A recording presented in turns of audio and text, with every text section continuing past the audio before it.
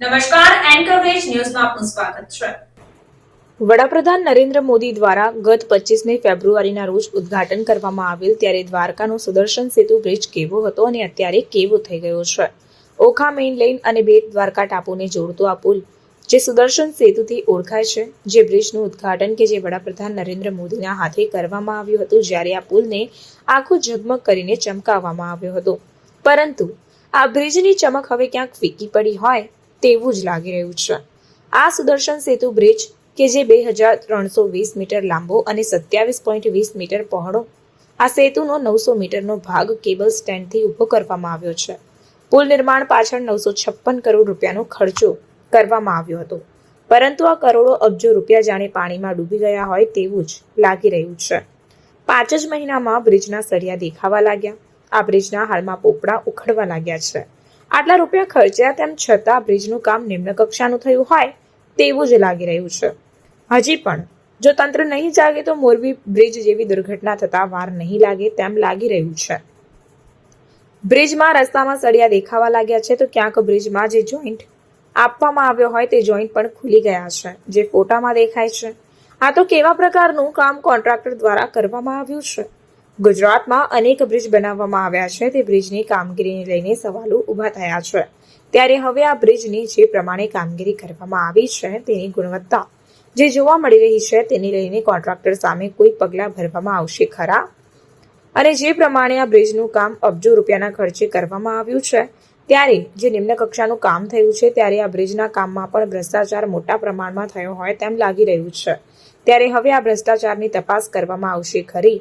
તેવા અનેક સવાલો ચર્ચાઈ રહ્યા છે. ગુજરાતના પવિત્ર એવા દેવભૂમિ દ્વારકા ખાતે આવેલ કેબલ બ્રિજ, એની વિશેષતા ગણવામાં આવી. પ્રધાનમંત્રીશ્રીએ દેશને એક અનેરી ભેટ આપી એમ મોટી વાતો થઈ, પણ આ કેબલ બ્રિજ પર જે રીતે એમાં ભ્રષ્ટાચારના એક પછી એક ગાબડા અને પોપડા બહાર આવી ગયા. મને એમ લાગે છે કે ભગવાન કૃષ્ણની ભૂમિ ઉપર બનેલા બ્રિજને પણ ભાજપાના કોન્ટ્રાક્ટરોની જે ભાગ બટાઈનો ધંધો છે એને પણ આ બ્રિજનો ભોગ લીધો એવું દેખાય છે.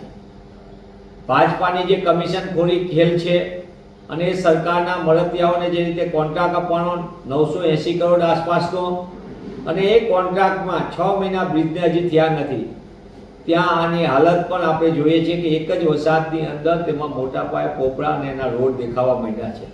આ સમયે એ વાત થાય છે કે જો આમાં મોટી કોઈ દુર્ઘટના બનશે તો કોણ જવાબદાર? આટલી પવિત્ર ભૂમિ પર બનેલું આવું જાહેર વ્યવસ્થામાં પણ આટલો મોટો ભ્રષ્ટાચાર કરવામાં આવે, એ ભ્રષ્ટાચારથી મોટા મોટા કમલમ બને છે, પણ જાહેર વ્યવસ્થાના આવા બ્રિજોના પોપડા 6 મહિનામાં તૂટી જાય છે. ભાજપા શાસકોએ પોતાના માટે, પોતાના પક્ષ માટે બનાવેલા કાર્યાલયોમાં એક પણ પ્રકારની ક્યાંય પોપડા નથી કરતા, કોઈ જગ્યાએ ઈંટ નથી કરતી.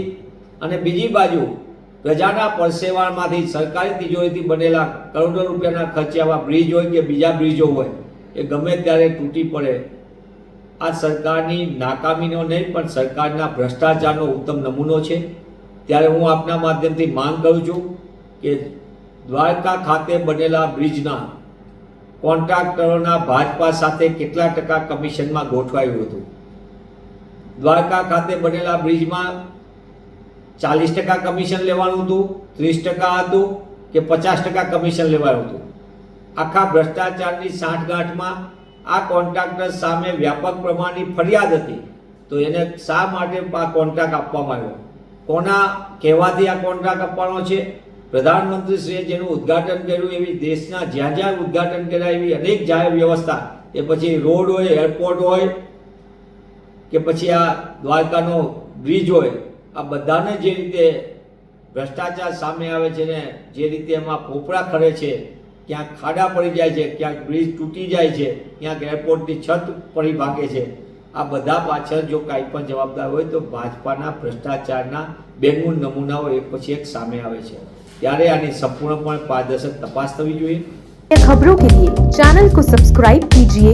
खबरों का नोटिफिकेशन पाने के लिए बेल आइकॉन को जरूर दबाएं।